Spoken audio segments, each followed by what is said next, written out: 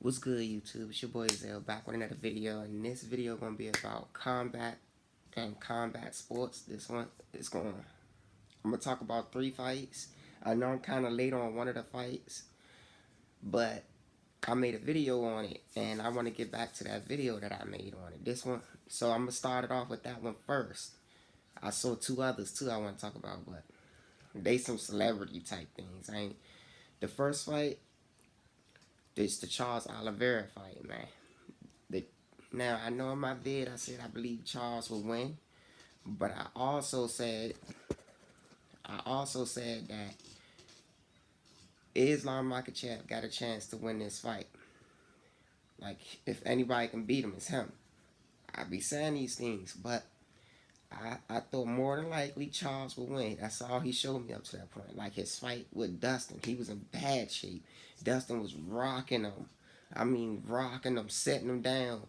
He got up, put the pressure on him, started beating him, caught him with some good punches, then got him to the ground, choked him out. You know, his fight with what's the guy name? Michael Chandler. He got rocked in that fight badly. Came back, won. Caught him with that left hook, won. Got him on the ground, did his thing, and he won. Up to that point, Charles Oliveira was clutch. It didn't matter what you did to him, he found a way to win. But in this fight, it seemed like soon as Islam got him in that hole. Now I'm not saying he's soft or anything like that, because I know what it takes to be what these guys go through to get up to that point, because I've been in martial arts classes and stuff, and I did boxing, I did jiu-jitsu, I did Muay Thai. So I know what it's like being in there, and I've been put in a chokehold, and usually, bruh, them chokes ain't no joke, or certain holes you get in ain't no joke, and you will tap out. But it seemed like he did it so quick, though. It just seemed like he did it so quick. Like he didn't try to get out for a while. But hats off to Islam Makhachev, man.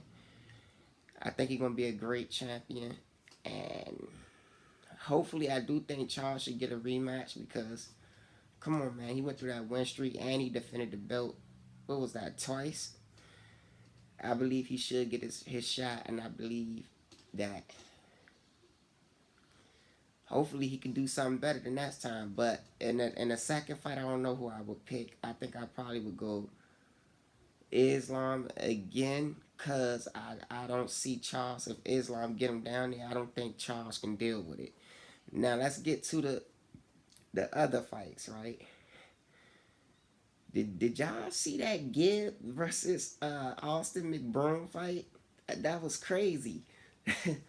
Austin dropped him in the first round, but Gibb got up. He had a heart of a fighter, man.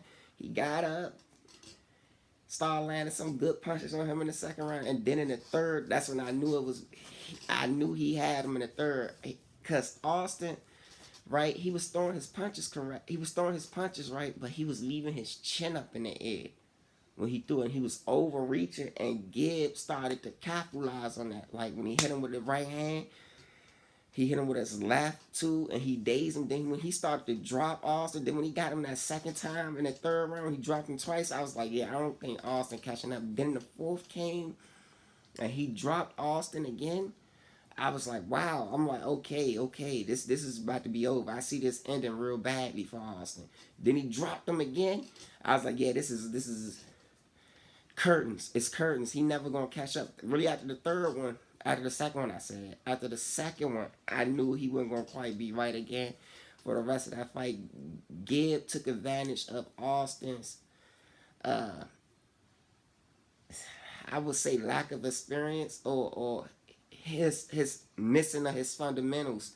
When he threw a jab, he didn't keep this up. When he was throwing a straight, you always supposed to have one hand guarding your chin as you throwing a punch out, or guarding yourself. He didn't have anything. His head was straight up. He didn't keep his chin tucked in, so it wouldn't get hit and any of that. He was just going in there face up, chin up, and Gibb made him pay the price for it. The head movement was lackluster in this. They didn't really have head movement, but they was great. It was a great fight to watch, far as them going in a back and forth war. It was a good fight.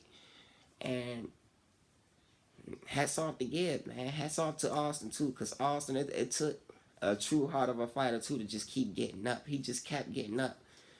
This is just the last one he couldn't get up on. So none but respect to Austin too. Austin, I give you respect for that, man. Excellent how you left it all out there. Excellent fight from both of y'all.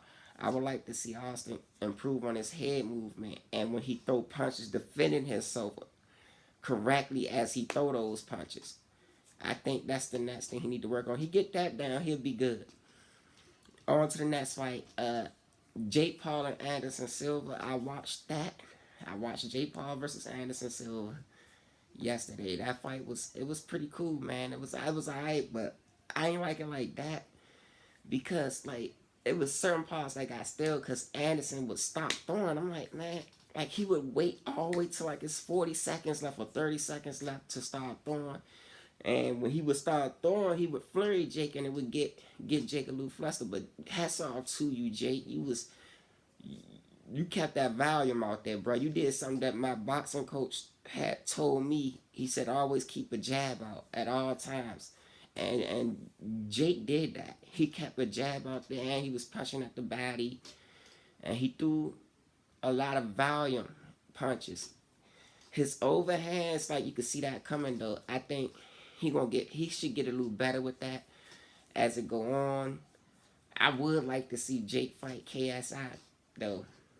I want to see him fight KSI. And when he dropped Anderson in that last round, I believe, Anderson started getting too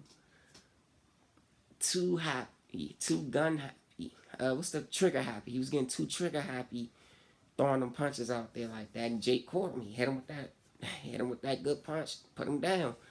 A lot of people thought the fight was gonna be over right there. I was like, nah, he should be good. He should get up. And he got up and he finished the fight out. But like I said, nice work for Jake. Good body work from Jake too. Anderson was good with them uppercuts. I would have liked to see him do more with those uppercuts a little more in them clinches though. Like uppercut followed off with a hook or something. You know like how Errol Spence do when Errol Spence get up on him. Hit him with the uppercut, then hit him with the left. I mean with the right, because he fight southpaw. So he hit him with the uppercut with the left, then follow it up with the hook. Man, if he'd have been doing that, if he'd have been hitting him like that, boom, boom, it'd have been nice. It'd have been nice to see, man. But, you know, Anderson, he almost 50. He ain't the same guy that he was.